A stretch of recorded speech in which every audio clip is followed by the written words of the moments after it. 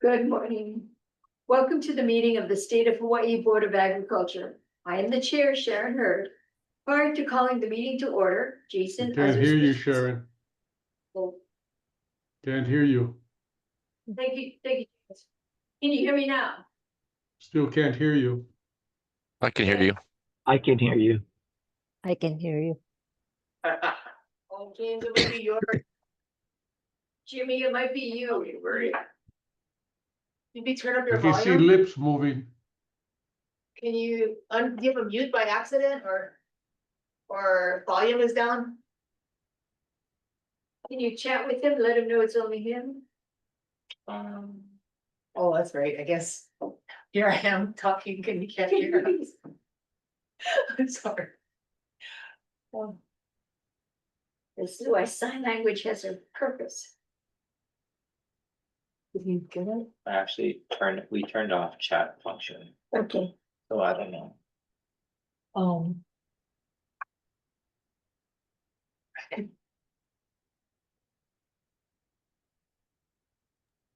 He doesn't know it's Can me. someone No, call him or text him? Yeah, I have his number.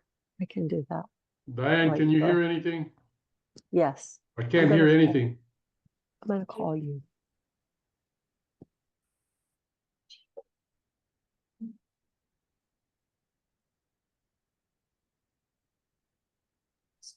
Unless you want me to give it to the phone number of the TAC. Sorry, I don't remember your name. Jason, I think it is, but I'm not sure. go ahead and call him, Diane. You're gonna call him? So you. Oh, okay. All right, I'll go mute and I'll call him. Thank you. Are we live yet? We're live. Yeah. Okay, well, let's just take care of this. We're taking care of technical difficulties at this time. Thank you for your patience.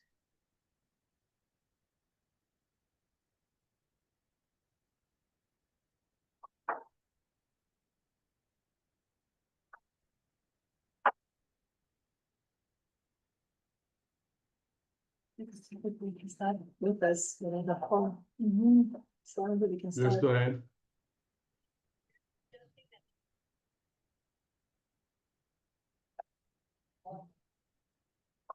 No, it's all the way up.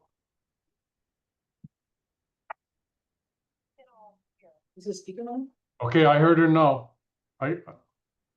Hello? Can you hear me? Can you hear us? I can right now. Yeah. Okay. Thank you for your patience. Thank you. Now 9:04. It's 9:04 and welcome to the meeting of the State of Hawaii Board of Agriculture. I am the chair, Sharon Hood. Prior to calling the meeting to order, Jason Asmus Richardson will explain how the public can participate in this hybrid meeting, which can be accessed by video conference, telephone, or in person. As an attendee, your microphone will be automatically muted during the meeting, unless you are providing testimony. For each agenda item you wish to testify on, please click the raise hand button found on your Zoom screen. Board staff will individually enable each testifier to unmute their microphone.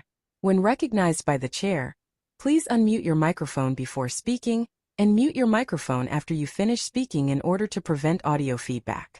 When testifying, you will be asked to identify yourself and the organization, if any, that you represent. Each testifier will be limited to 2 minutes of testimony per agenda item. If you are dialing in by phone, when the chairperson asks for public testimony, you may indicate you want to testify by entering star and then 9 on your phone's keypad. After entering star and then 9, a voice prompt will let you know that the host of the meeting has been notified. When recognized by the chairperson, you may unmute yourself by pressing star and then 6 on your phone. A voice prompt will let you know that you are unmuted.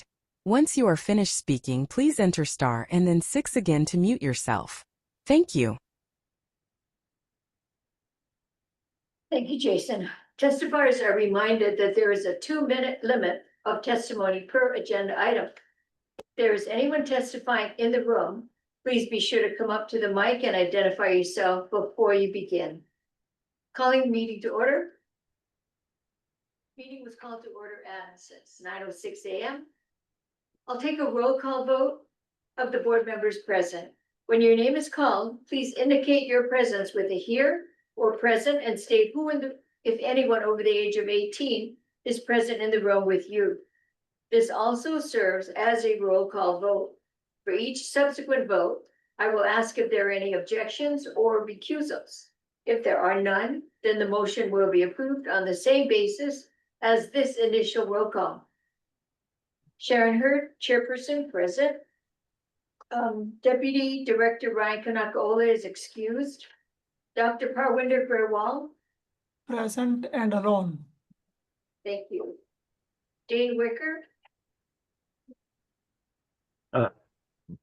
Mark, this is Mark Takimoto. I think I'm standing in for Dane. thank you, Mark, thank you. Yeah, and alone. Ryan Lay, Present, and no one with me is over the age of 18. got it. Nathaniel Oswald, Present, alone. thank you. Ed Young is excused. Randy Cabral, excused. And James Gomes, Present and alone. thank you. We have 6, which is quorum, and we can proceed. Next on the agenda is the approval of the minutes for the May 22nd meeting. Oops, not May. April 22nd meeting. May I have a motion to approve the minutes? So moved, Jimmy. Thank you, Jimmy. And second,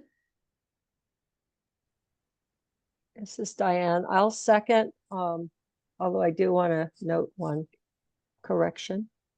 okay, thank you, Diane. Noting the motion and the second, does anyone from the public wish to give testimony?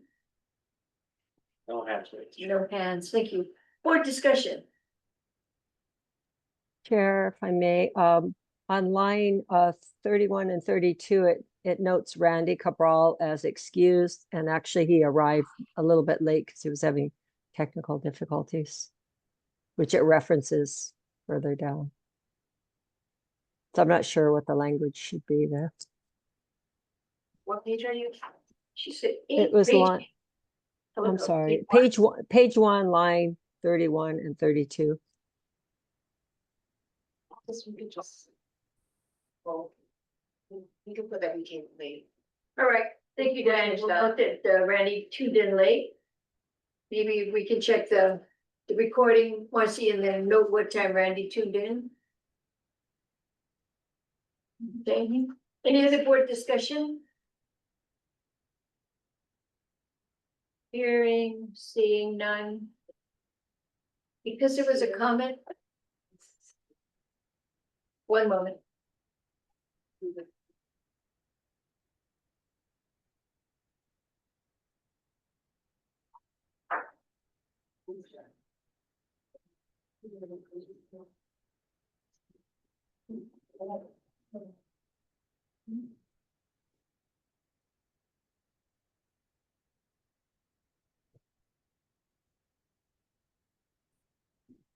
I'm pretty sure I could call for the vote.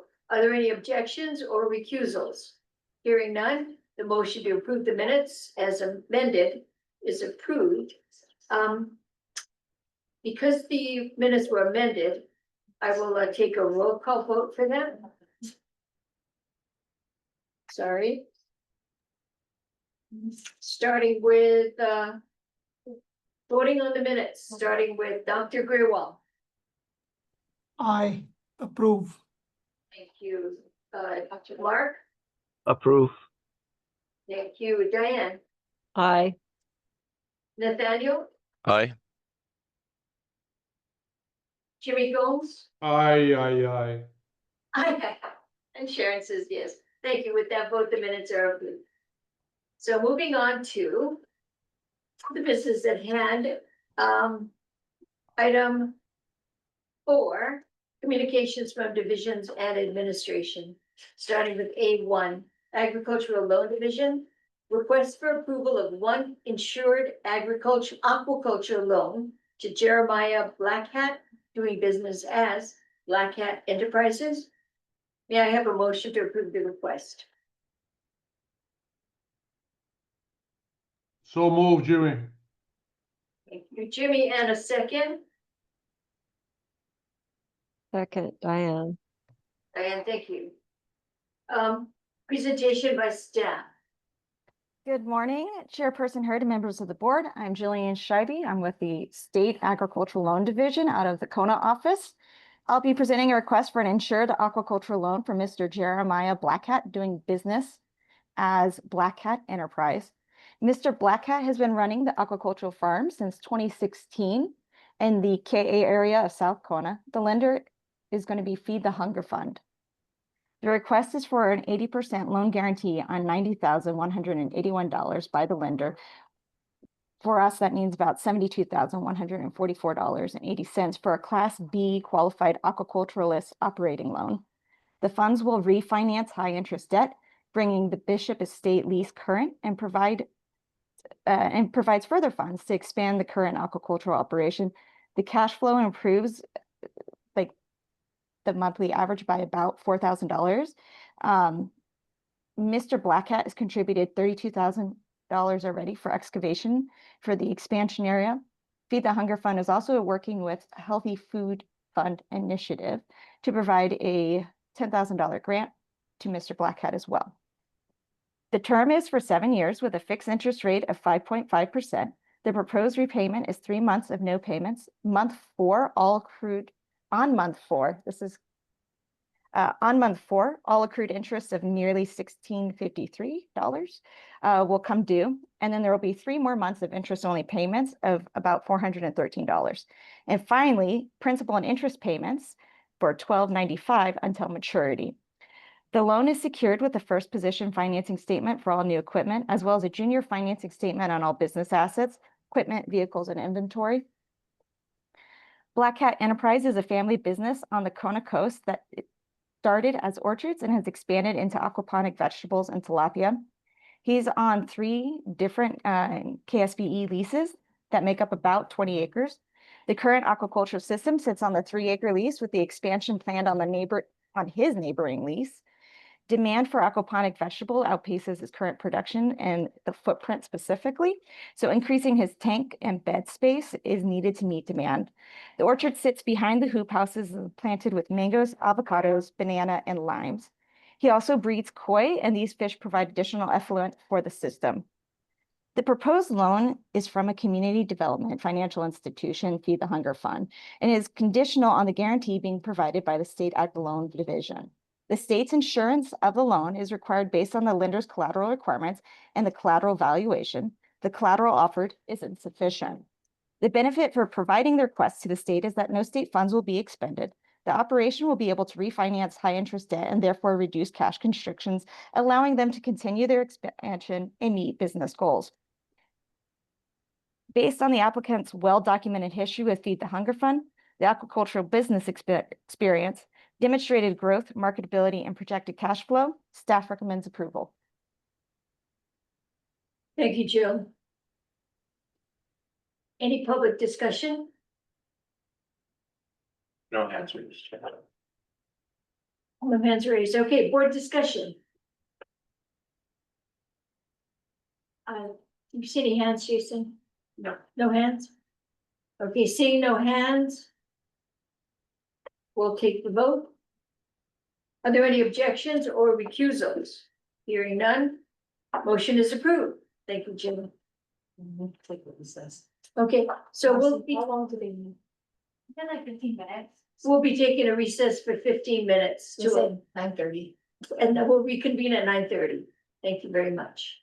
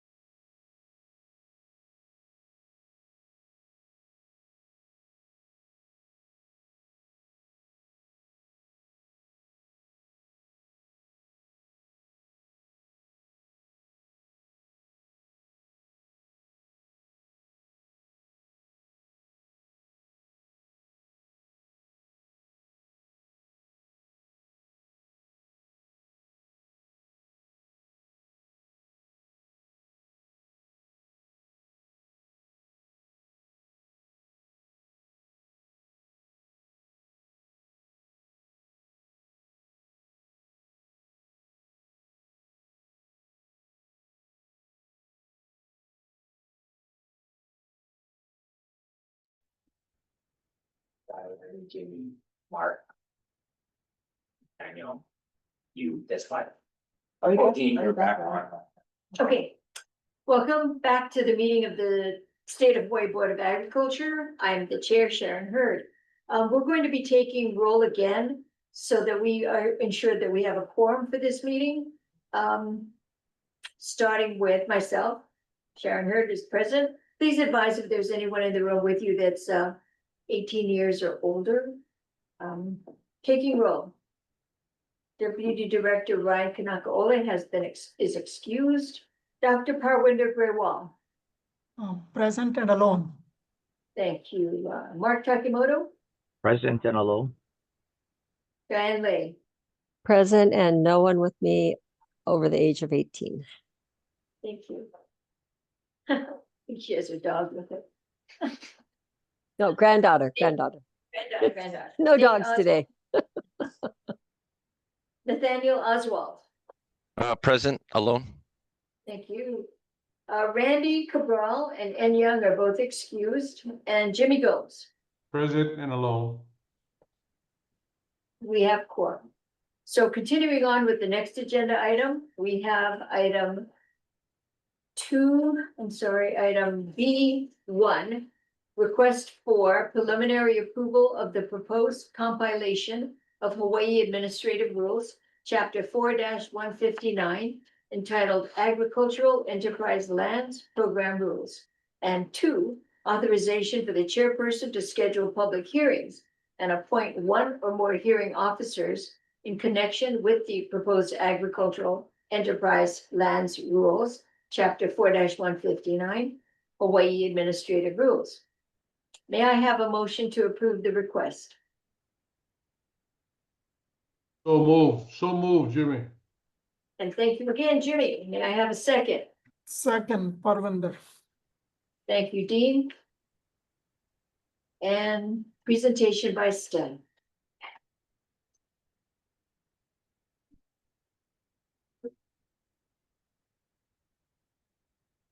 Morning, members of the board, Brian Cowell, Administrator, Agricultural Resource Management Division. We are doing the request for preliminary approval of proposed compilation of Hawaii Administrative Rules, chapters 4-159, entitled Agricultural Enterprise Lands Program Rules, and 2, authorization for the chairperson to schedule public hearings and appoint one or more hearings officers in connection with the proposed Agricultural Enterprise Land Rules, Chapter 4-159, Hawaii Administrative Rules. The Hawaii Department of Agriculture, Agricultural Resource Management Division is proposing to establish Chapter 4-159 Hawaii Administrative Rules, Agricultural Enterprise Lands Program Rules. The HDOA works to create and maximize opportunities for exporting and facilitates the growth of existing and new agricultural commodities and value-added products. Act 221, Session Laws 2022, established the Agricultural Enterprise Land Program within the Hawaii Department of Agriculture.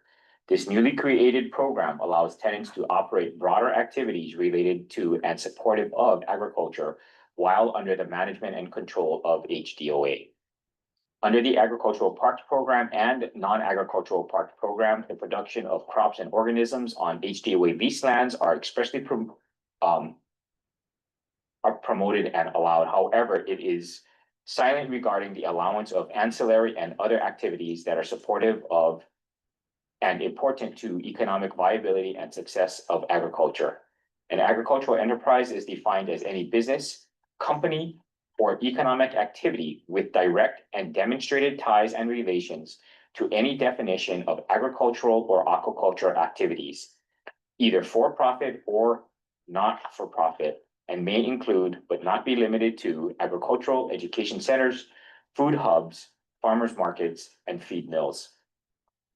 Establishing the agricultural enterprise land programs with the presented administrative rules will clarify other related roles that support agriculture and provide our lessees opportunities to grow and expand their business models. The creation and management of this program codifies into rules that ancillary and other related activities that support agriculture are encouraged and allowable by HDOA. The Agricultural Enterprise Land Program allows HDOA greater flexibility in using HDOA lands for all purposes that promote agricultural diversification, production, and self-sufficiency by supporting all facets of the business of agriculture. Recommendation is that the Board of Agriculture, one, preliminarily approve of the proposed compilation of Chapter 4-159 HAR entitled Agricultural Enterprise Land Program, and two, authorize the chairperson to schedule public hearings and appoint one or more hearings officers in a connection with the proposed rules, Chapter 4-159 HAR Agricultural Enterprise Land Program. Thank you, Brian. Thank you, Brian. Does anyone from the public wish to give testimony? No hands raised. No hands. Will there be board discussion?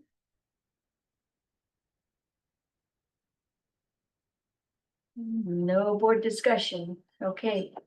Oh, Diane has. Calling on Diane Lay. Sorry, Chair. Yeah, I do have a number of questions and one request. I'll start with the request. Can I be advised when the hearings come up? I'd like to sit in on those. I think there will be a Until public notice. It's a public notice. There'll be a public notice, but we'll advise Yeah. you. the Yeah, board. if you can flag that for the board members, just so we're aware. I wanted to start off with some basic questions, but so the concept of these ancillary and projects and how it sustains the agricultural operation. It doesn't the rules don't specifically, or draft rules don't specifically address ag tourism, but do you view that as a potential use of this program? It's an interesting question.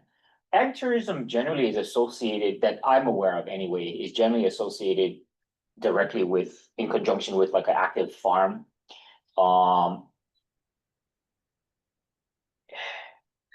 If the ag tourism activity is ancillary to an active farm, it could potentially exist under the non-ag park program. Oh, okay. It's this, and I have to be very careful about the type of ag tourism, right? Because we do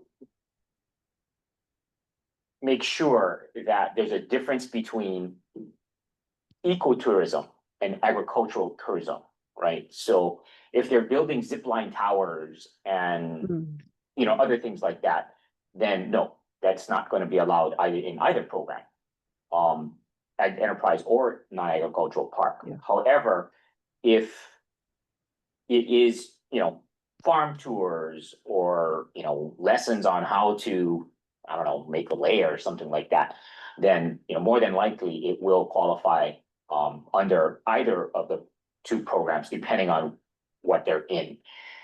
What was the other question? I think that answers that basic one. So this is so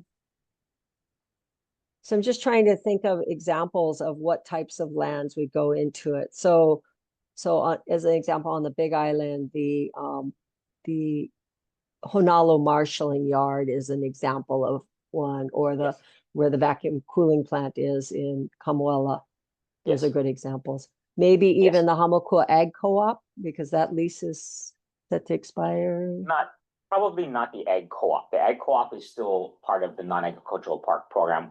It's part of the it's part of the ag park program. However, we may figure out whether or not, for instance, the slaughterhouse is a better fit for agriculture enterprise. Okay, that helps kind of give me more context for it. And then on the definitions on page 6, it referred to consumer and it defined it as limited to human or animal consumption. And I'm just thinking, if the enterprise or project was focused on floriculture, isn't that consuming a product or, developing? Let me take a look at it. Hold on for a second. Sorry, I'm kind of getting into the weeds a little bit, but It just That's okay. kind of stood out to me. Where are you? Which one? On page 6, it was a Uh-huh. definition of consumer.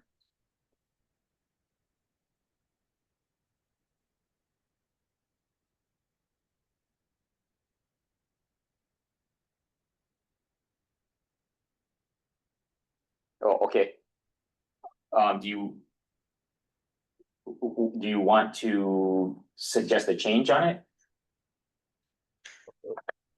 Well, I guess I don't quite understand the context of the definition or, how it's used throughout the rest of the rules. It just seemed like it was limited. It was limiting the types of activities that would be considered Yes, discussion. consuming or I think, Brian, the question might be clarified if you can bring floriculture into the picture. yeah, or Yeah, okay. nursery, yeah. It just seems like, that's a contextual issue. So anyway, so I'm probably not describing it very well. And then I think the other one I had was and again, this may be just not be understanding the rules in the overall, but on page 24, it talks about the project requirements. And before a project is presented to the Board of Agriculture, and it just seemed like it was pretty extensive requirements. I mean, an investment of work, studies, planning. And I just was wondering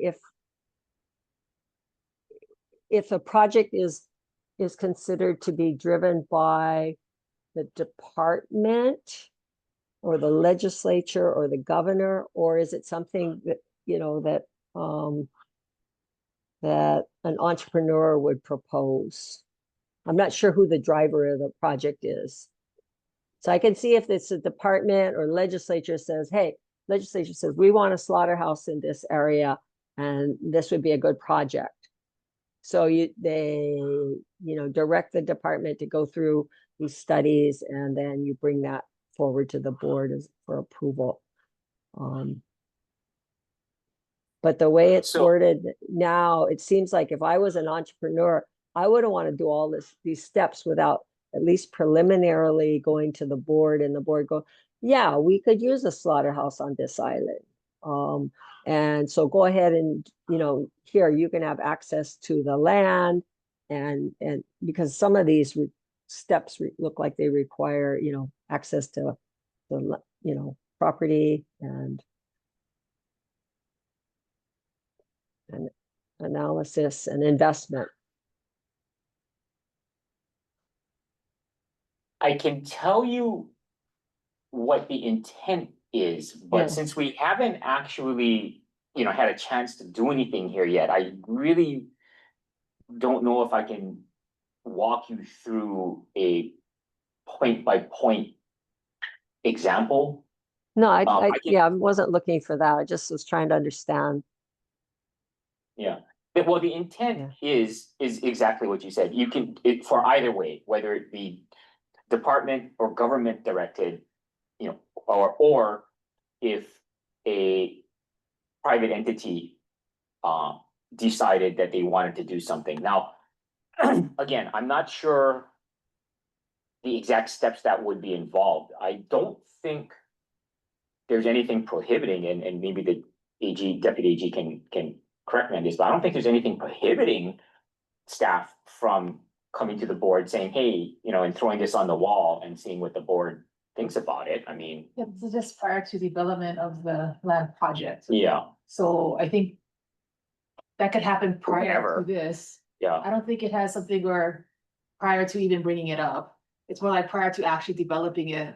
And I think the point, and I don't know for sure, but you would want these things to be decided and to know that, that it's feasible Yeah. before you actually come before the board and have the board vote to start the project, because you don't want to start the project if these things are not feasible, because then you just started something that maybe you can't even do.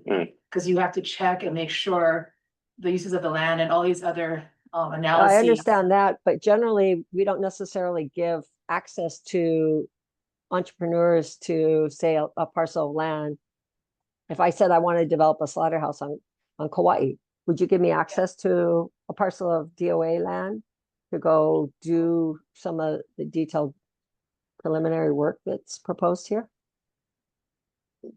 Well, I think, Yeah. again, I don't know exactly how this is gonna play out, but I Yeah. would think that for the preliminary groundwork, so to speak,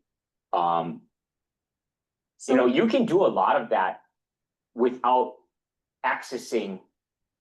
physically accessing the parcel, right? You could do the background search, you know, whether or not the zoning is correct and the utilities are Yeah, available, the right. road work is all, you know, you can do all of that before you actually have to set foot on the parcel. And then if it ever gets to a point where they have to be able to set foot on the parcel, you know, I think at that point in time, we would look into whether or not we could issue some kind of, you know, temporary right of entry or something like that. Okay, But, okay. you know, they would we would have to identify the parcel first and work through all of that.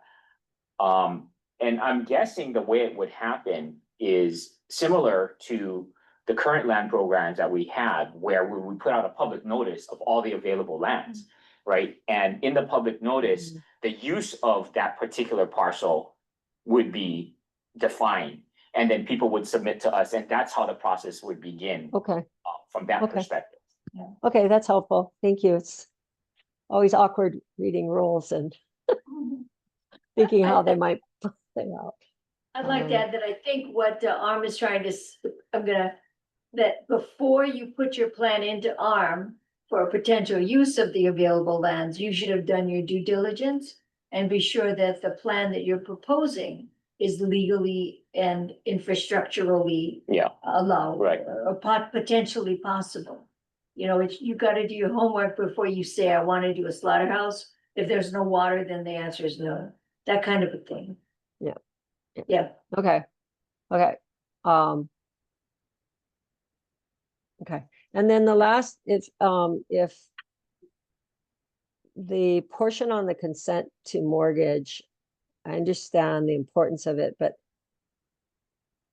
I think I was having a hard time following some of the language in it, and I don't know if anyone is present in the room that can kind of summarize what that means in terms of if I'm a lessee and I need to go to the bank, what's the result? I do not have Yeah.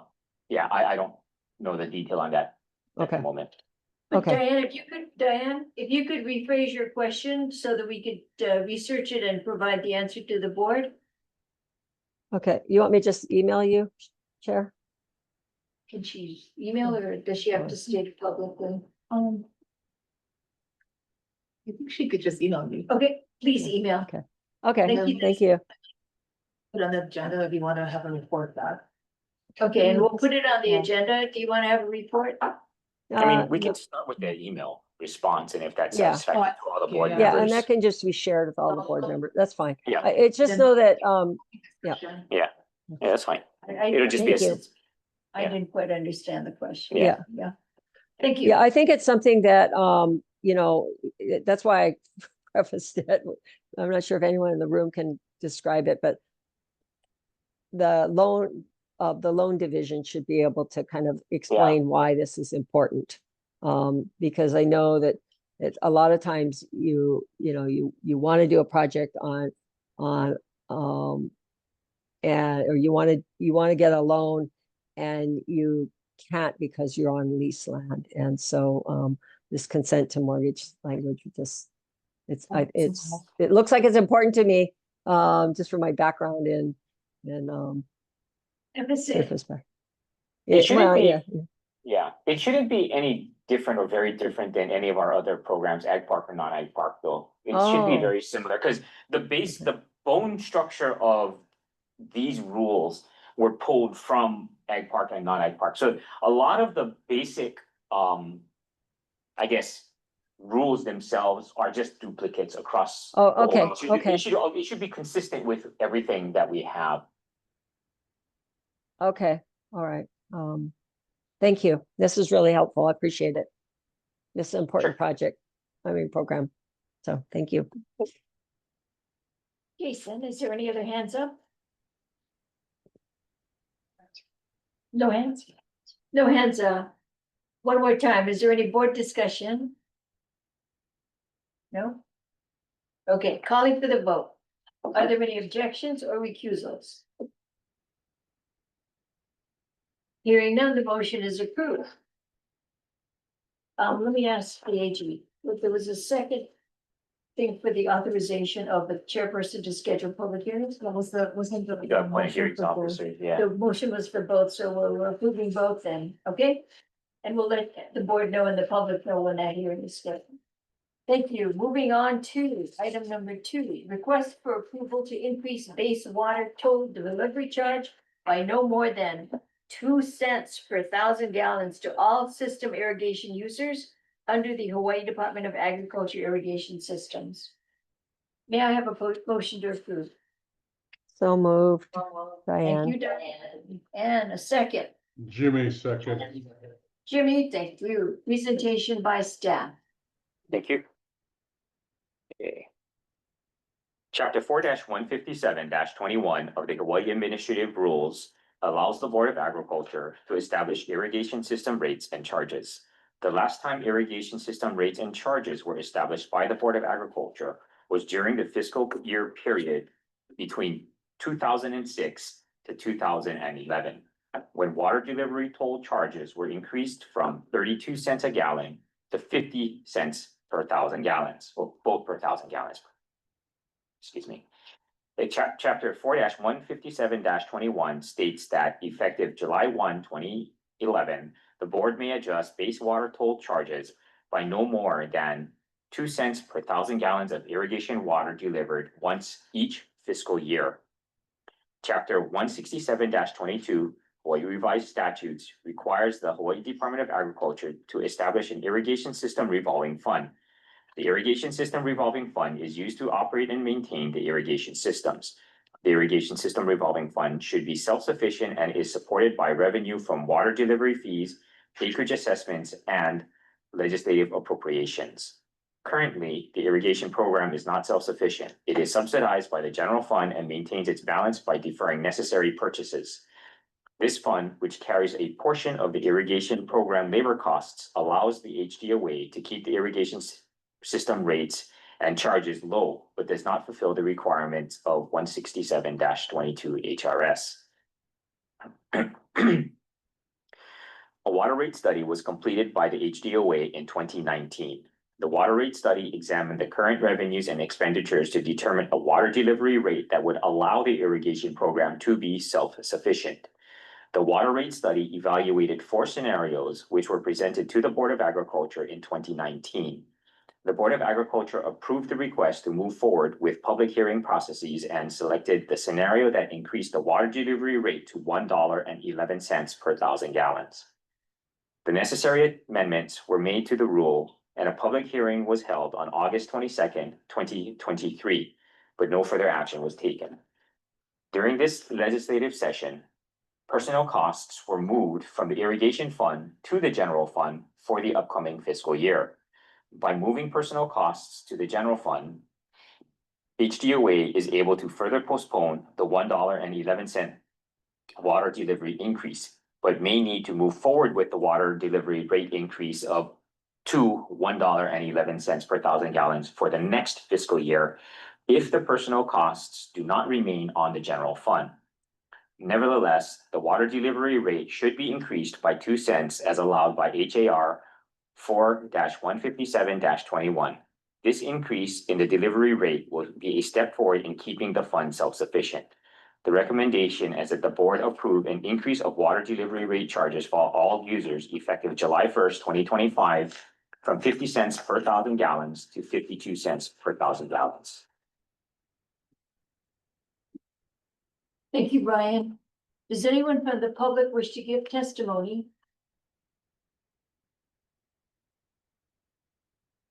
No hands. No hands raised? Board discussion? No. Thank you, Diane. Chair, I just want to acknowledge your office as well as ARM for working on this challenging issue. Appreciate the legislature's understanding and phasing in of necessary costs. Makes a big difference for the producers. Thank you. Thank you, Diane, for that comment, and it's well placed as the legislature, by their action, did acknowledge the importance of agriculture and the rising costs, not only to the department in operating costs and maintenance costs, but also the difficulty in the agricultural community that this would create should it become a raise from 50 cents per thousand to $1.11. So we do appreciate that action by the legislature, with the proviso that was brought out by the Armed Division that the movement was for 1 year, and we do expect to have reevaluate after the 1 year. We have to do that. So, thank you. Any other board discussion? Oh, I see. Is that Nate? Nathaniel? Hey, good morning, everybody. Question on the water rate increase. So two cents is pretty reasonable. I mean, that's a lot further away than the $1.11. Is some of the amendments made prior to that, was there a restriction on the amount of dollars that were I can't talk this morning. The rate increase, if there was a limit on how much the rate could be increased per year, or was it always open for discretion? So the only reason I'm asking this is because I remember reading somewhere that the BOA could only raise a certain amount per year. A gradual increase instead of just dumping 110% increase on the people or the users. It was a gradual increase over time. So there's actually two separate, I guess, methods to do water delivery rate increase. The first method, which is the one we are asking for approval today, is the 2 cent per 1,000-gallon increase, which is allowed in the current administrative rules, and that's what the limit is. We cannot go more than 2 cents per fiscal year. However, because the water rates are set, delivery rates are set by administrative rule, the program, it can raise the rates as it needs to meet the obligations of the irrigation system operation and maintenance if the administrative rules are amended themselves. And that's what began with the 2019 study and led through the 2023 request from the Board of Ag to move it to the $1.11, because the move from 50 to $1.11 clearly is more than 2. So it needed to have a rule change in order for that to happen. So we're asking for that to be set aside for a year, and we're just going with the 2 cents instead of the 61.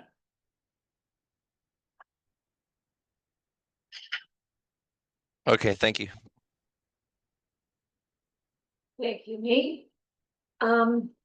Looking for additional board discussion. Jason? No? Again, board discussion on this issue. Okay, hearing, seeing none, calling for the vote.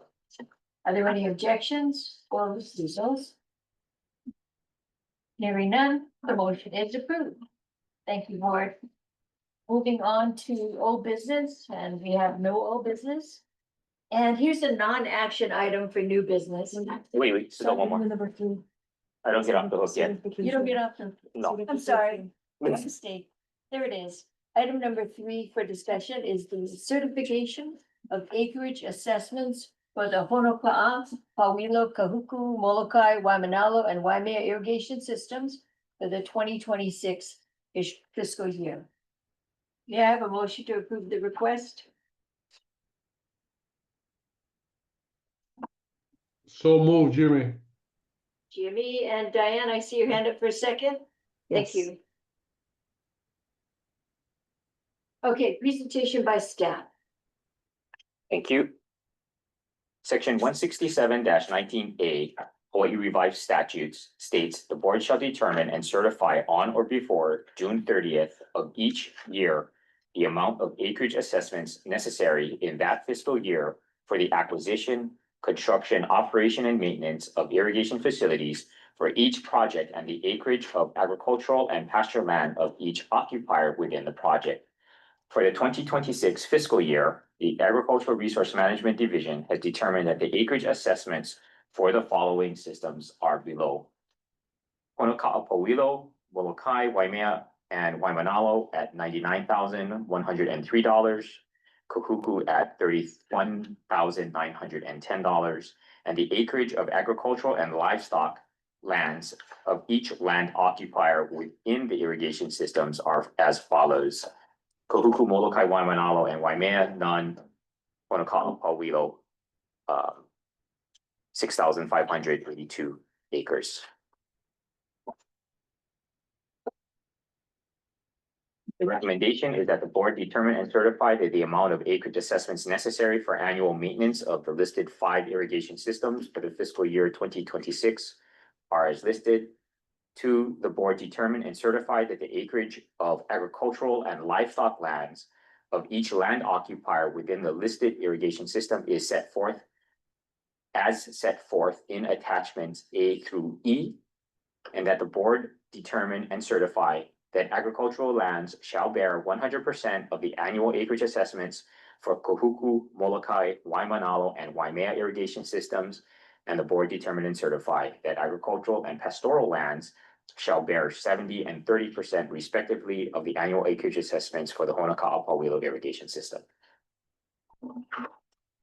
Thank you, Brian. Is anyone from the public wish to give testimony? No hands. No hands. Okay, board discussion.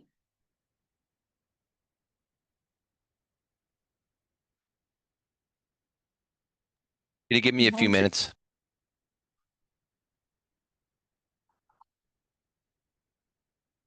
He wants to discuss what he wants them. Oh, okay.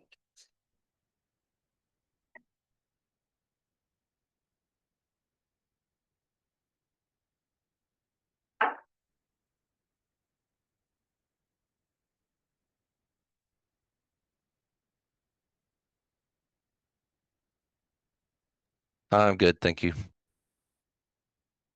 Okay, so further board discussion? No hands. Okay, thank you. Hearing none, seeing none, the motion is approved.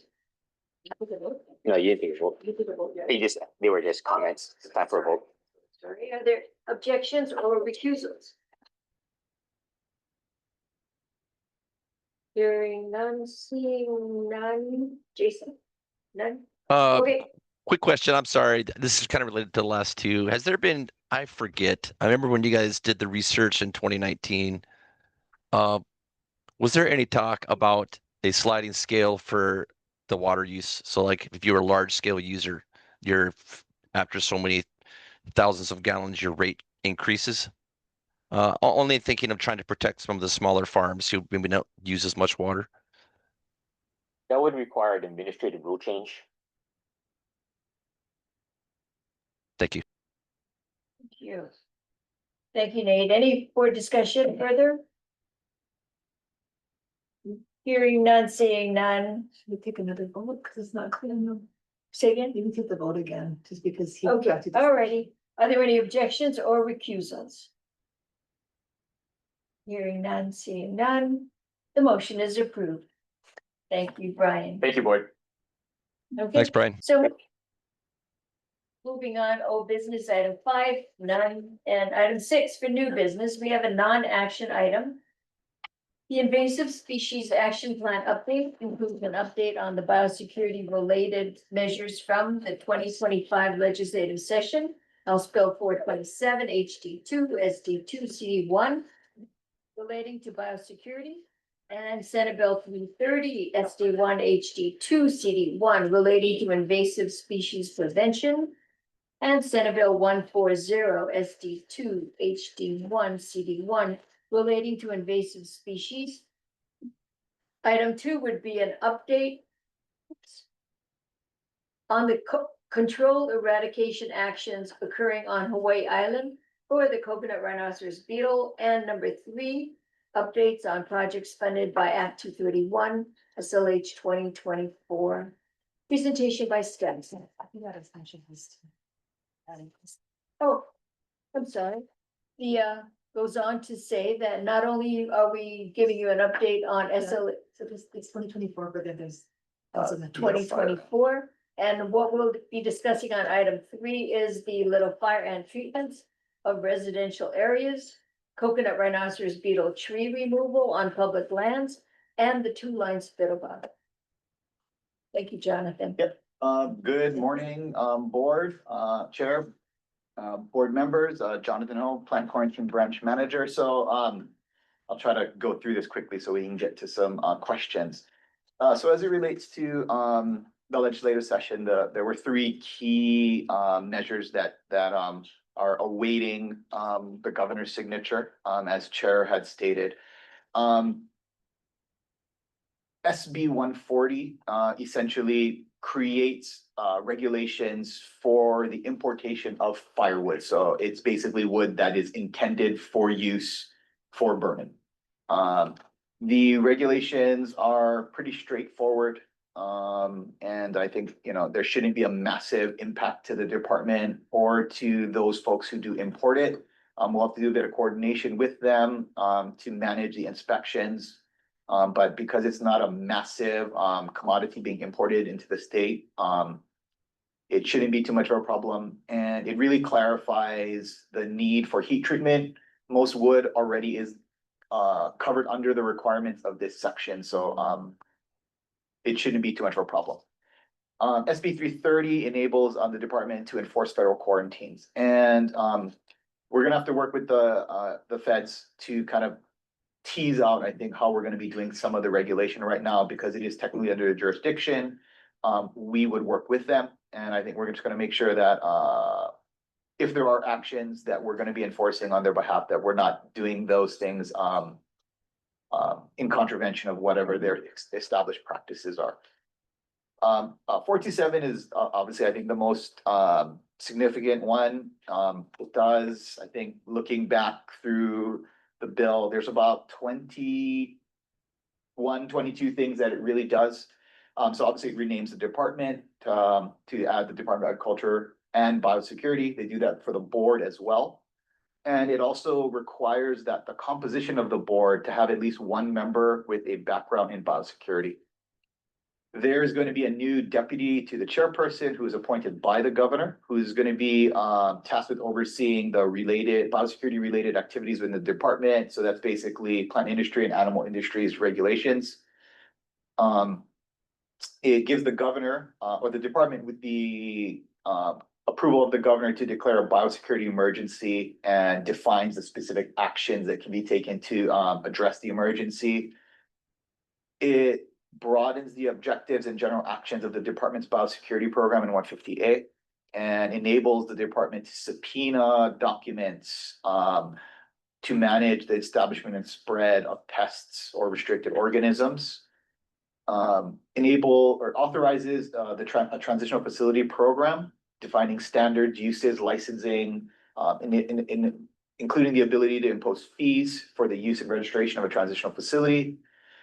Requires us to train and certify biosecurity compliance auditors to conduct inspections of specific items in those facilities, and allows us to collect fees for the certifications. Renames the ag forum to a biosecurity declaration. Requires inspections of items transported inter-island pursuant to rules. Manages the penalty section to remove criminal penalties for some of the lower level violations and increases fines for those violations, and clarifies penalties for restricted and unlisted organisms. It enables the department to enter into government industry agreements for readiness and response for unwanted organisms. It enables anyone to petition the board to establish a biosecurity and pest management plan to address, contain, or eradicate a pest, and determines requirements for submissions. It requires the department to establish a dashboard by December 1st of this year. That requires the department, DLNR, and any contracted parties pursuant to the government industry agreements to post treatment area information onto that dashboard. That it also prohibits the receiving or expenditure of public funds by any state department, agency, political subdivision, or government industry association agreement from expending public funds if they don't post to the dashboard. The department is able to establish rules for the plant care component program, which is basically soil-free media type products, and establishes administrative penalties for that.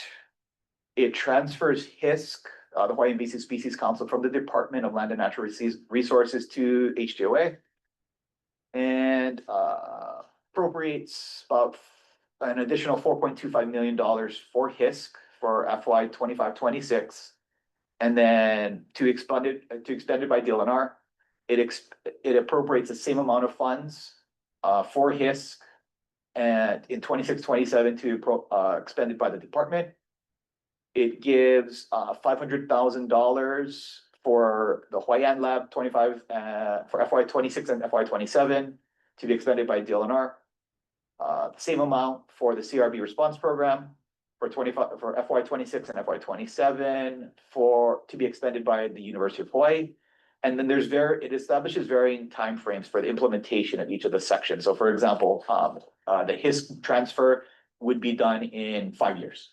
So some of the functions have different dates basically for implementation. So they're trying to phase it in because it's a lot of things. So getting into the second part, which is the updates for the CRB. So as of right now, 11 beetles have been found in the kind of the Kona area. A single grub was found last week, and then a piece of a CRB, a wing, was found near the tower at the airport. So what was determined? So the grub was good in that that's the first time we've discovered something other than an adult beetle.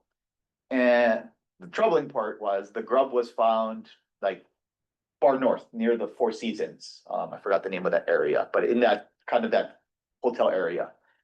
Thankfully, it was a third instar, so it's, it didn't develop there. And we know that because it was associated with a shipment of green waste that was delivered about a week prior. So obviously that beetle didn't, that's 3 months in, that beetle did not grow there. We were able to do trace backs with BISC, the Big Island Invasive Species Committee, and it was determined that the source of the green waste originated in the Keohole Ag Park. So we're going through that particular site, BISC and HDOA's Plant Pest Control Branch staff to kind of determine where the breeding site is in there, and obviously start working on mitigation. And while that's occurring, the PPC branch staff with pesticides branch staff are doing drone treatments in the area last week in the ag park and Kohana Iki. We flew over Dan Jenkins and Mosen, I can't think of his last name.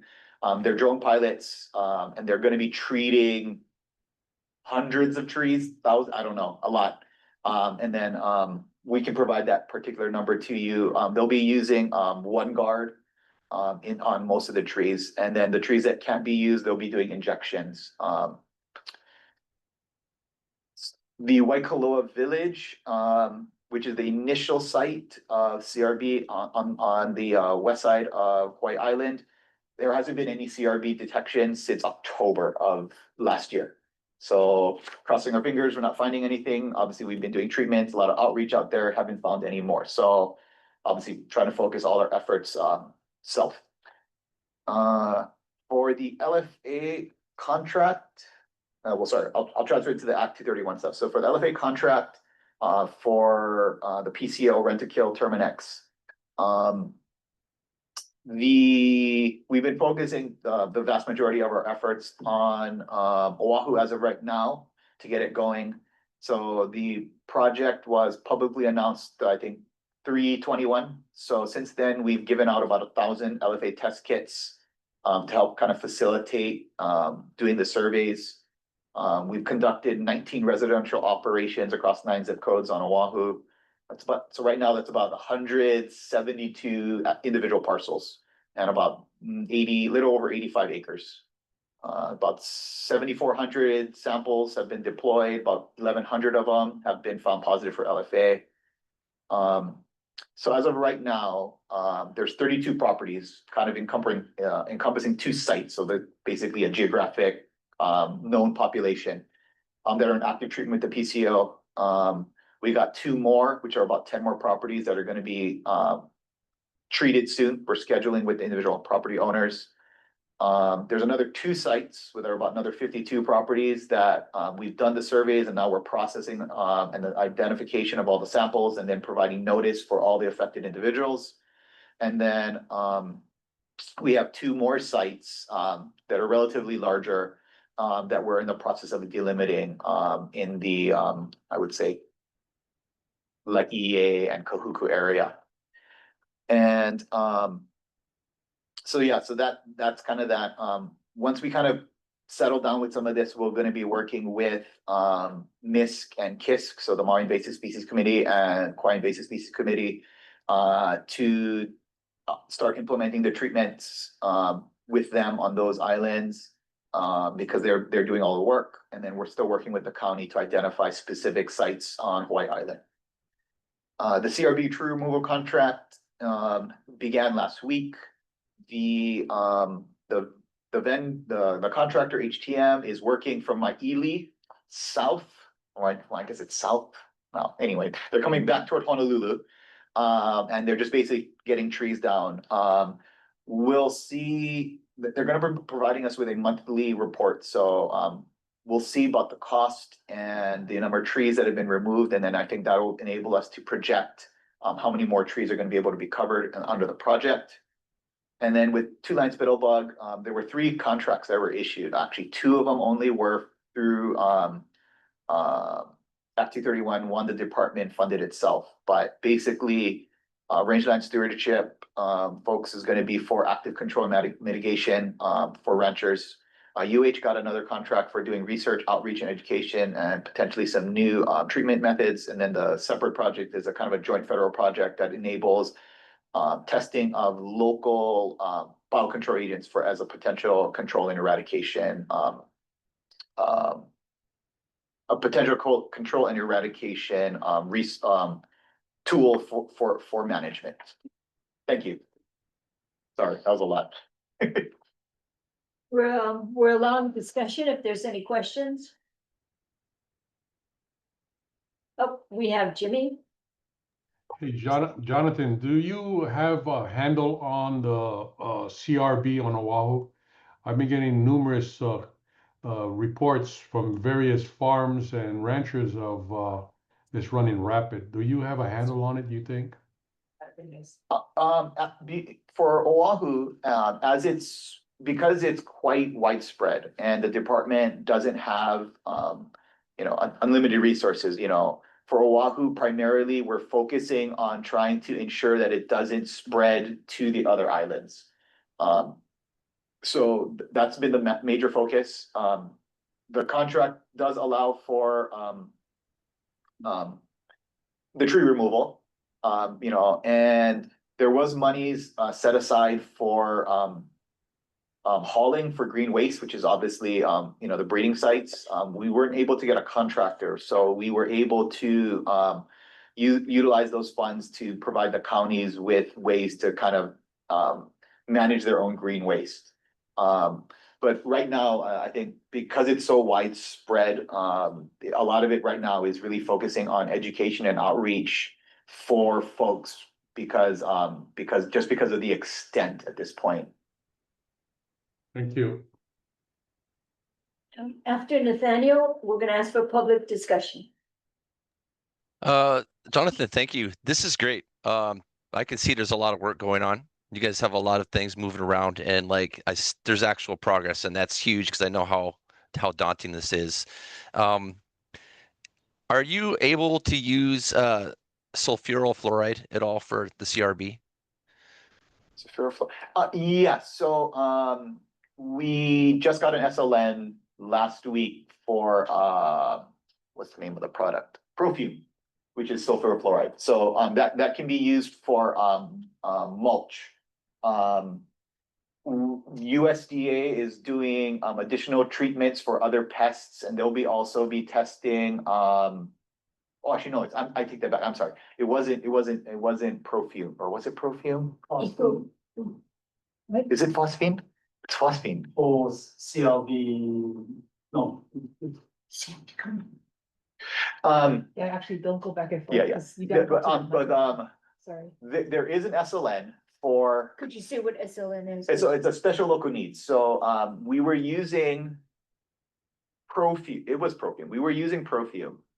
And Yeah, Profume is a generally accepted it's commodity fumigant. So yeah.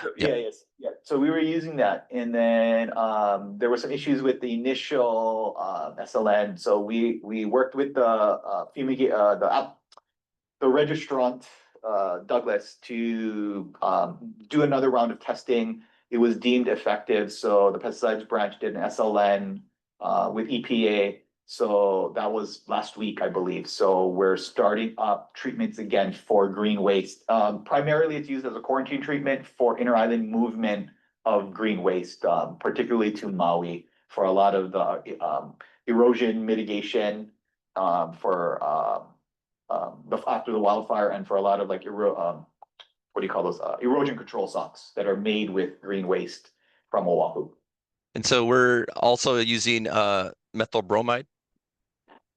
So right now there isn't any approved facilities that can do it in the state. At least at scale. I think there's some smaller chamber guys that have some, but nothing at scale that would be effective, I think. But if you could get it, it probably would work very well. From my understanding, it's mostly just the expense of because of the air quality and air permitting requirements, that the air scrubber is incredibly expensive.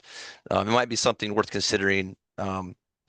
The Board of Ag might be considering, or HDOA, in helping acquire one of those scrubbers. I think they're like $2 million, but they can be used broad scale for multiple entities. So something to consider. Yeah, I think there has been talks about potentially trying to centralize treatments, and yeah, but you're right. I believe there is a local fumigator that I think is kind of looking into trying to do some work on that. I think they were saying somewhere your cost estimates are kind of on point. I also just want to give kudos. Sorry, I've got the mic on the outreach to the community. These pests, I mean, they're everywhere. They're hard to find. People need to be educated and be somewhat cognizant of their own backyard. So that's huge. Thank you. Yeah, thank you, Nate. The funding from 231 is primarily being used for public lands. Except for LFA, we were able to get some approvals to do private treatments because it was so extensive within the private residences. What I wanted to say was, we know that methyl bromide is a very effective treatment for many, many things in pest control. It's, however, what's the word I want, Jonathan? Unpopular. Well, there's a Montreal protocol that says you cannot use it. It damages the atmosphere so severely. Yeah. And yeah, so I think right now, I think you can't manufacture and stuff like that. So it's basically just using existing stocks of it. And then, it is, I think, a pretty bad ozone destroyer. So again, hence the whole, the clean air permitting scrubber stuff. And then I think obviously all of the regulatory agencies long-term are looking for, I guess, the next methylbromide. Because, obviously pest quarantine treatments are gonna need to occur moving forward long-term. So I think everybody's kind of, what's the next thing, whether it be ozone or some of these more unusual things, but yeah. We get public testimony. Any public testimony? No hands. No hands, so. Very well. Discussion or. We can continue the discussion amongst the board members, should there be any. I see Dean Grewal. Yeah, so I do have a question related to what treatments are available and what the department can provide for private citizens or their own properties for CRB. Yeah, so right now, I think to the extent of treatments, so the individual treatments, so like that we've known that are effective, like things like OneGuard, they're not restricted use. However, the department has no ability to distribute pesticides per se, in that distribution of pesticides requires you can only give it.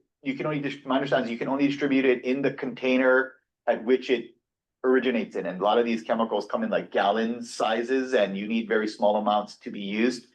So, yeah, so I guess there's no feasible way right now, I think, as it relates to those particular, these crown treatments. The injections are very similar. Again, you have concentrated chemicals and then you need specialized equipment to utilize them. Oh, okay. So again, that Sorry. distribution is gonna be somewhat difficult. I'm gonna interrupt. Jimmy, we gotta be able to see you. Anybody who is a member of the board has to be seen throughout the meeting. Sorry, I didn't see that. Oh, it's okay. Is he on? Did he step Maybe, away? maybe went to the restroom. Well, that's. Yeah, no, yeah. Then we lose quorum. Yeah. Okay, Oh, it's a mom. Thank you, Jimmy. sorry. Is everybody else on? Yeah.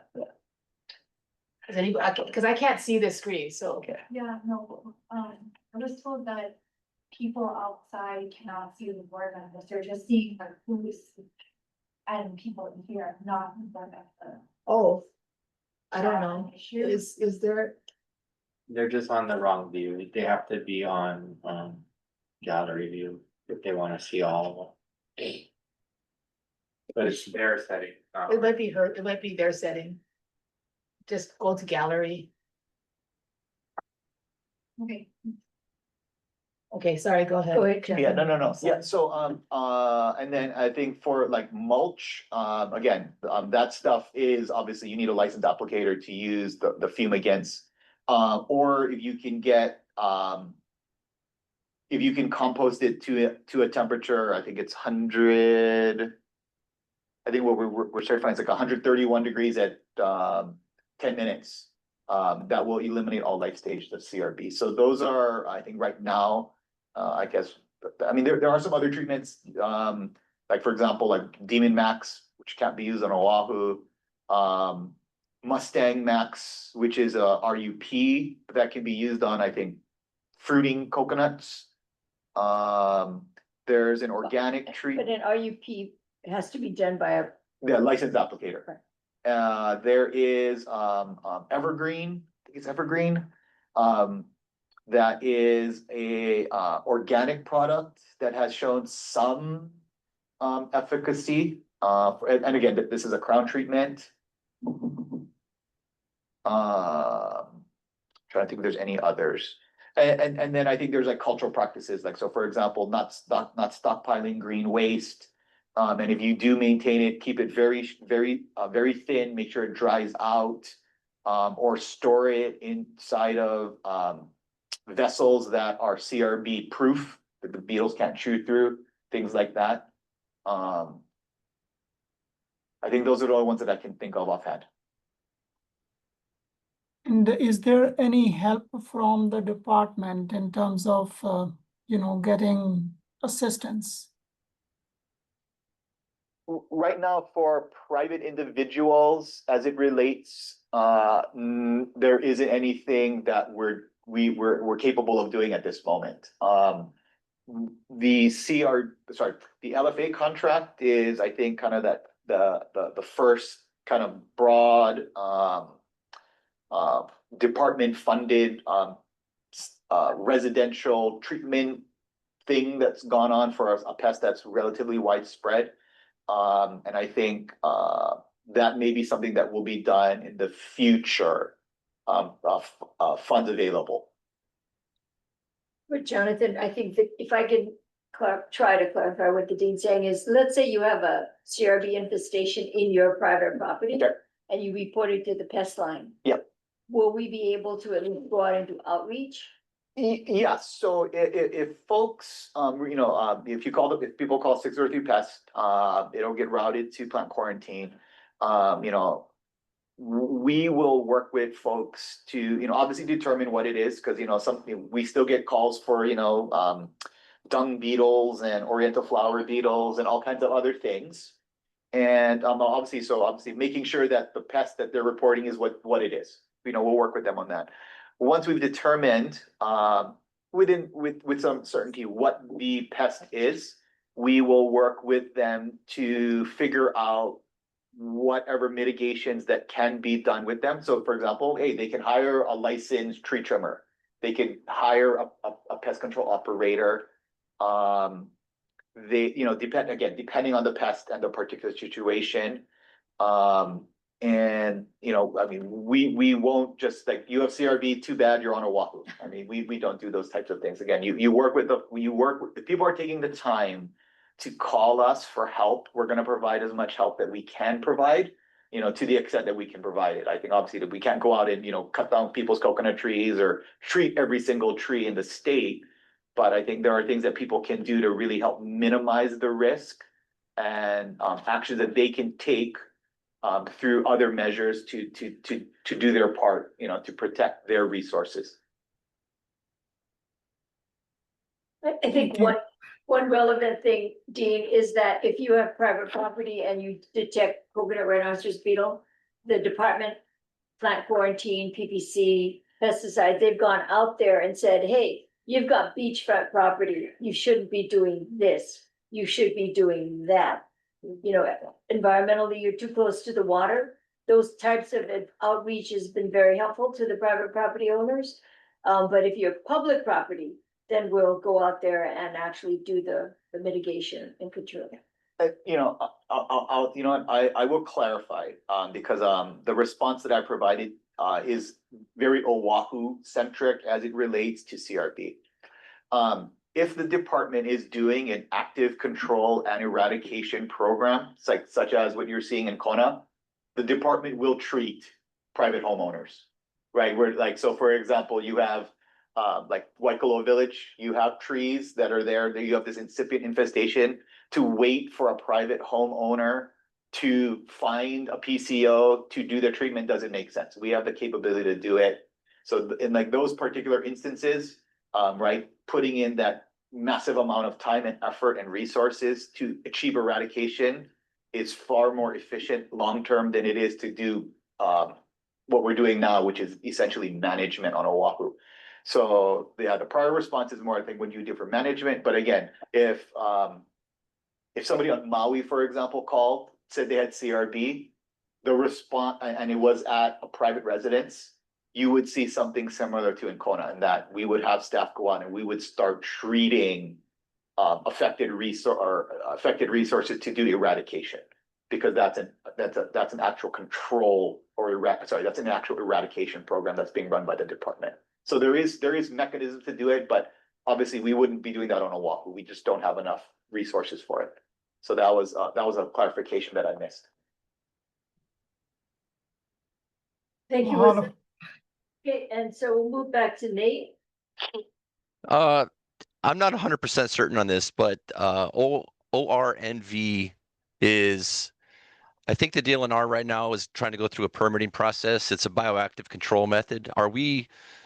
Does the HDOA and the DLNR communicate well enough that we can see, like, once they get the permit, that they can share results with us? Yeah, that virus, my understanding, depending on the strain, isn't super effective on the type of CRB that we have.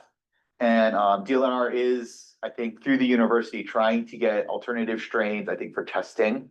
And the process for testing and then release, they would be working with the department on that. You folks would be seeing submittals once the virus is deemed to be, or should the virus be deemed to be somewhat effective for use and for potential release into the environment. So Our strain. yeah, whichever strain it is that's going to be brought in. So I mean, potentially that you could have permits for, you know, unlimited strains of O and V. You're going to bring them into containment. You're going to test them against additional related species that exist in the state and for effectiveness against the CRB that we have in the state. If they're not killing the natives and they're somewhat effective against the CRB, you know, obviously you're going to pass, you have to go through all the hurdles for 343 for an EIS, make sure everything, check all those boxes. And then obviously approval by the board for the final purpose, which is release into the environment. So there is a pathway for it, and should that be found effective, the board would be seeing it prior to any release occurring in the state. Thank you. Did you do all the number 3 as well? Yeah. Yep. You did, did that. okay. Diane? Thank you, Chair. And thank you, Jonathan, for the work you and your team are doing. With respect to federal inspections, both for imports of product as well as exports, are you folks monitoring for any staffing changes or capacity level changes at the federal level? And if there are, you know, reductions in staff, do you have kind of a backup plan for, you know, targeting specific types of shipments or coordination with the feds to cover those, that type of strategy? So I think for import, it's not necessarily too much of a problem in that the staff are already doing the inspections already. And I think it's just more understanding what the feds would like us to do. And the intent of the bill was to ensure that the department doesn't necessarily have to wait for the feds to take action. We could take action on our own. As it relates to export, you know, the department has been in contact with USDA as it relates to, I think, some of their issues moving forward. Right now, they seem to be somewhat stable, you know, as the administration has kind of figured out what they're doing. Should there be significant reductions, I think, I don't know what the department's interaction or collaboration would be to enforce federal quarantines as they leave for exporting of for leaving the state. But the reg conceivably, I never thought about it this way, but the reg conceivably could enable that. So yeah, I guess yeah, the export inspections at the passenger at the airports, I guess, could conceivably be done by state inspectors based on that statute. I didn't think about it that way. There have been internal discussions, Diane, as to partnering with the feds should the export issue become problematic and restricts our exporters. I mean, then we would partner with the feds, try to provide that. But on the import side, I think it's a really good opportunity. Internally, we've been talking about focusing on import replacement projects. I think the floriculture industry has been very proactive in import replacement projects for KCA, eucalyptus, different projects with, you know, wax flower. Let's grow it internally. Let's grow it within the department, and so we don't have to import. Now you have, was it 330, Jonathan, for firewood? Yes, Okay, so now you have this regulation for firewood. Let's have a project funded, by the department to encourage local firewood production. Let's try to produce locally what we are currently importing and diminish the need for inspection at the border. If we can increase our import, what we import, let's just grow it ourselves. So that's been the internal discussion, which has been ongoing for years. It's not new, but now we might have to beef it up, something like that. So we would be doing programs for import replacement more so than we have in the past. And I think it starts with seeds. So we've been talking about seed projects funded by the feds, something like that. Thank you. So, but it's a good question, Diane, very good question. It's been on everyone's mind. The reduction in force has been, every day.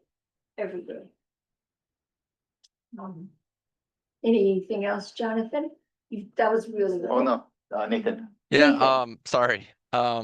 This time is precious to me. I really appreciate being with you folks. Jonathan, you're a seasoned agent. I'm throwing kind of a launch football out here, just speculation. There's a lawsuit concerning the Jones Act going on right now. I don't know what that means, and it's only speculating. Nothing is said. I know we can't talk about stuff in the future, but am I okay? Does he want to put on the next agenda or? What is the- Well, this is not really even, I don't think it's even agenda worthy. It's more of just getting some insight from someone who's got the know-how of how the things work. Does it relate to biosecurity, Nate? Yes, it has to do with the ability to manage non-US vessels coming in. Are we at that? Do you see that creating an additional issue with imports infestations? So, that particular issue is something that's, regardless of the Jones Act, is gonna be a problem as it relates to federal preemption. So the state is basically preempted from taking actions, for commodities in foreign commerce. And so, all of those, shipments, if they were due direct import to the state, basically would be exempt from our ability to inspect. Our authority is a bit more broad as it relates to dealing with pests than the feds are. We don't necessarily maintain a list, and that's the only thing you can take action on, whereas the feds are actionable and non-actionable. So I think to the extent that it could create a bigger problem for the state, I would say very possibly. And dealing with it would not necessarily be a state issue. It would be a federal one, and it would affect not only Hawaii, it would affect all states' abilities to kind of enforce I guess, agricultural related regs. And I think one of the issues with the preemption is that a lot of the commodities are trade or a lot of economics tied to them. And that's why the feds kind of want to manage those particular issues. So That's a great answer. Thank you. Yeah. That's perfect.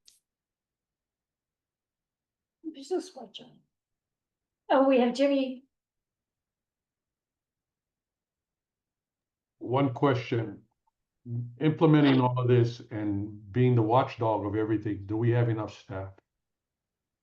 Yeah, so the budget gave us 22 more positions, at least plant quarantine. I think it gave, the Act 231 positions of last year became permanent. So that's 44 positions in plant industry. So getting those people, getting the department's positions filled is going to be critical. And as it relates to the, I guess, long-term rollout of HB 427, So the good thing is a lot of the programs are phased. So you, like, a lot of them are 2, 3, 5 years in. So, the department, under, Chair Hurd has been, filling a lot of positions. We got the new, division administrator, plant industry division administrator that was like 6 weeks ago. They just hired the plant pest control branch manager, which has been vacant since for quite a while.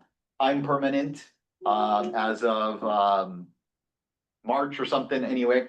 So, so there's been a lot of movement at the top, and then that enables the bottom to get filled. And now that you have this increased capacity, it's going to enable us to do more work. And I think one of the good things is a lot of the measures aren't there's a lot of them, but a lot of them are just or expanding things or expanding into things that we don't necessarily regulate, but the regulatory structure to do those things kind of already exists. And getting all of those folks in for Act 231, I don't foresee that a lot of the added things that are going to be regulated to be deal breaking as it relates. And I think as we get into them, I think particularly the transitional facility program, depending on how that program actually comes into fruition, that may need more resources. And then I think there's other things that have been at the legislature, such as nursery agricultural production licensing and things like that, which may require more resources. But those are things that are going to be done in the future. And I'm hopeful that the legislature will provide commensurate resources with the increases of regulation. And again, like those are, I think this is kind of like the Jones Act thing. These are things that are going to happen, but I think as it relates to right now, I don't foresee it being an issue, provided that we have the staff to do the work. And the department's been coming up with things like, for example, the MQs for the plant quarantine inspector series. We're broadening them so that we have more access to applicants. So we're trying to do things to make sure that we have the ability to not be precluded from finding people to do the jobs that we need them to do. So Jimmy, internally, we've discussed that, yes, you can always improve. You can do a better job with more staff. It's clear, but we're working internally, and also like the Akamai Rivals program that Jason here has been key on, that electronically we can try to monitor the incoming pests perhaps in a more efficient manner. We're doing the animal quarantine type of inspection electronically in the future. So we're trying to improve. We always can use more staff. We can do a better job. We know that with staff. But there's more to it than just bodies. For instance, we need more facilities at the ports.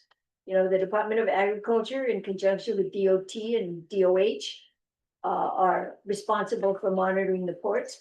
We could certainly use more facilities at the Kona Airport, for instance, where you have international incoming flights. Maui has a very good facility. We could certainly use them at every airport, Hilo, Kauai, the other place that receives ships and airplanes. So we have a long way to go, but this is a really, really good start. Partnering, coupling the electronic capabilities that we have with the facilities that we can build, knowing that there's threats out there, biosecurity threats like H5N1. Potentially, we could bring in animal type diseases that we can capture at the borders. We're on our way, but we certainly always can use more support from the board and the public to have everyone on hand to centralize biosecurity for the state. So thank you for the question. It allowed me to get on my high horse and predict, what could be in the future, to put a bigger dome over the state, at every entry point, identify the pathways and stop them. So Jonathan's done a great job with the BTS program, brown tree snake, but there's so many other pests out there that want to come in. We've got to get them. So yeah, keep advocating for more people. more resources, more facilities, and we can do a better job. Thank you, Jimmy. Any other hands out there? No. Thank you, Jonathan. Very good. Do I call them both? You have anything? Are you doing? None, okay. Alrighty, folks. May I have a motion to adjourn?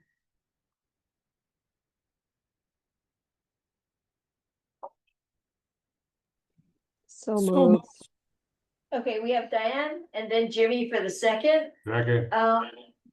Thank you. Board discussion. Seeing, hearing none. We are adjourned. Next meeting is June 24th, 2025 at 9 a.m. Meeting is adjourned.